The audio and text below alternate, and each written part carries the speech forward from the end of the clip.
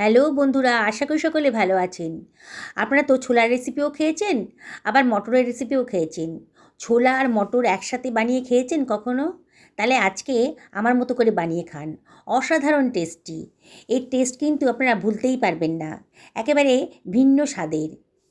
একবার যদি খান না, তাহলে বারে বারে কিন্তু আপনাদের এই ছোলা মটর একসাথে বানিয়েই খেতে ইচ্ছে করবে।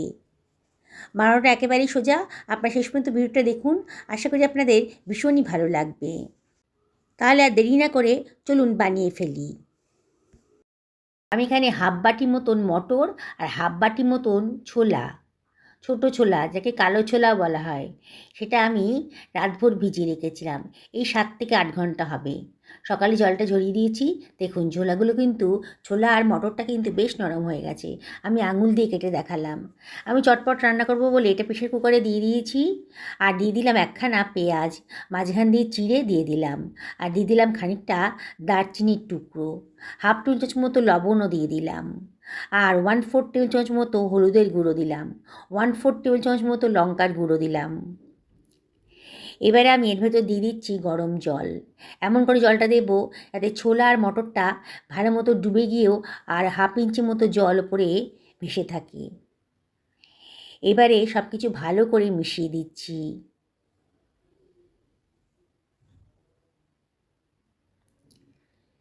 এবারে আমি প্রেসার কুকারে ঢাকনাটা দিয়ে এটাকে আমি গ্যাস ওভেনে বসিয়ে দেবো। 2খানা সিটি হতে দেবো। 2খানা সিটিতেই আমার এই ছোলা আর মটরটা সেদ্ধ হয়ে যাবে। আমি একটা স্পেশাল মশলা বানিয়ে নেব যাতে এই চটপটা রেসিপিটির স্বাদ আরও চটপটা হয়ে যায়। হাফ টেবিল চামচ মতো ওটা জিরে দিয়ে দিলাম। আর দিয়ে দিচ্ছি 1 টেবিল চামচ মতন ওটা ধনে। আর দিয়ে দিচ্ছি কতগুলো শুকনো লঙ্কা। লঙ্কাটা অবশ্যই নিজেদের পছন্দ মতো দেবেন। কতগুলো গোলমরিচের দানাও দিয়ে দিলাম। আর দিয়ে দিচ্ছি খানিকটা দারচিনির টুকরো। আর দিয়ে দিচ্ছি কতগুলো লবঙ্গ, 2খানা ছোটো এলাচও দিয়ে দিলাম। দিয়ে এগুলোকে একটু হালকা রোস্ট করে নিচ্ছি। গ্যাসের ফ্লেমটা মিডিয়াম টু লোতে রেখেছি। আর অনবরত কিন্তু নাড়তে হবে। যখন দেখবেন মশলার কালারটা চেঞ্জ হয়ে গেছে আর সুন্দর একটা গন্ধ বেরোতে শুরু করেছে, তখন গ্যাসের ফ্লেমটা অফ করে এটাকে আমি ঠান্ডা করে একটা মিক্সার গ্রাইন্ডারে দিয়ে দেবো। দেখুন সুন্দর করে গ্রাইন্ড করে নিয়েছি মশলাটা। দারুণ সুন্দর গন্ধ বেরোচ্ছে। এবার ঢাকা দিয়ে রাখবো, নাহলে গন্ধটা কিন্তু নষ্ট হয়ে যাবে। একটা কড়াই গরম করতে দিয়ে দিয়েছি। এখানে 2 টেবিল চামচ মতো সর্ষের তেল দিয়ে দিলাম। আর দিয়ে দিচ্ছি, তেলটা গরম হয়ে গেছে যখন, হাফ টেবিল চামচ মতো গোটা জিরে। আর একখানা পেঁয়াজকে কুচি করে রেখেছিলাম সেটা দিয়ে দিলাম। দিয়ে একটু নাড়াচাড়া করে নিচ্ছি। গ্যাসের ফ্লেমটা এই সময় মিডিয়াম টু হাইতে রেখেছি। আস্তে আস্তে পেঁয়াজের কালারটা কিন্তু চেঞ্জ হয়ে যাচ্ছে। এবার দিয়ে দিচ্ছি 1 টেবিল চামচ মতো আদা রসুন বাটা।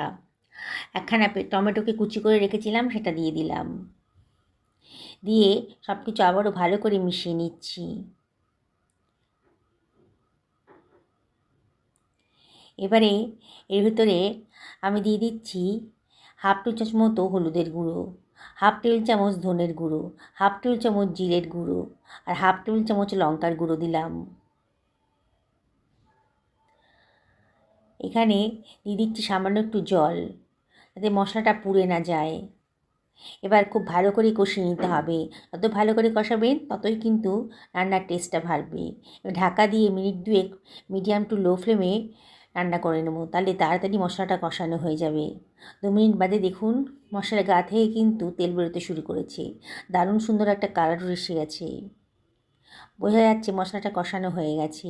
এদিকে আমার 2খানা সিটি পড়ে গেছে। আরও মিনিট 5 আমি রেস্টে রেখেছিলাম। দেখুন চেক করে দেখাচ্ছি ছোলার মটরটা কতটা সেদ্ধ হয়েছে। দেখুন মটরটাও বেশ সেদ্ধ হয়ে গেছে আর ছোলাটাও বেশ সেদ্ধ হয়ে গেছে। এইবারে সেদ্ধ করা ছোলা মটরটা আমি এই কষানো মশলাটার মধ্যে দিয়ে দিচ্ছি।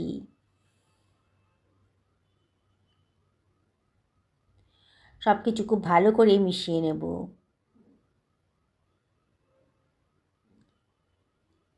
দেখুন কালারটা কত সুন্দর একটা রং এসেছে। এবার এটা ঢাকা দিয়ে আমি মিনিট 5 রান্না করে নেব মিডিয়াম টু লো ফ্লেমে। মিনিট 5 বাদে দেখুন দারুণ সুন্দর দেখতে লাগছে। এটা সকালের ব্রেকফাস্টে করতে পারেন, রুটি পরোটার সাথে কিন্তু দারুণ লাগবে।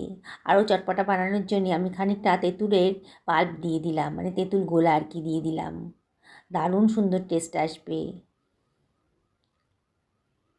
এই সব কিছু আবার ভালো করে মিশিয়ে দিচ্ছি।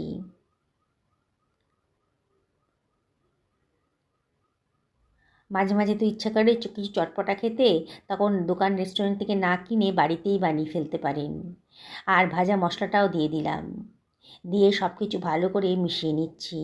দারুণ সুন্দর গন্ধ বেরিয়ে গেছে গোটা রান্নাঘর দিয়ে।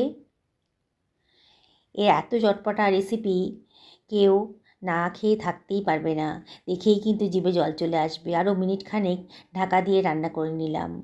দেখুন কত সুন্দর দেখতে লাগছে। এবার একটা সার্ভিং বোলের মধ্যে আমি এটা সার্ভ করে দিচ্ছি। বললাম তো এত সুন্দর টেস্টি রেসিপি কেউ না বানিয়ে থাকতেই পারবেন না, দেখেই মনে হবে যে বানিয়ে ফেলি, দেখে জিভে জল চলে আসবে।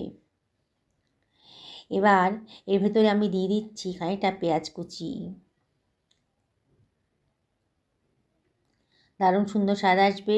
খানিকটা লঙ্কা কুচিও দিয়ে দিলাম, আর দিয়ে দিচ্ছি খানিকটা ধনেপাতা। দেখুন কত সুন্দর দেখতে লাগছে, একেবারে লোভনীয়। আর ওপর থেকে খানিকটা আলু ভুজিয়া ছড়িয়ে দিচ্ছি।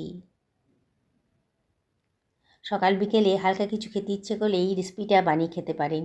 একটু ভাজা মশলা ওপর থেকে দিয়ে দিলাম, দেখুন কত সুন্দর দেখতে লাগছে। বললাম না এত চটপটা রেসিপি কেউ না বানিয়ে থাকতেই পারবেন না, দেখেই জিভে জল চলে আসবে, এত সুন্দর টেস্ট। আমি আপনাদেরকে রিকোয়েস্ট করব বাড়িতে বানান, পরিবার সকলকে খাওয়ান, নিজেও খান। সকলে ভালো থাকুন।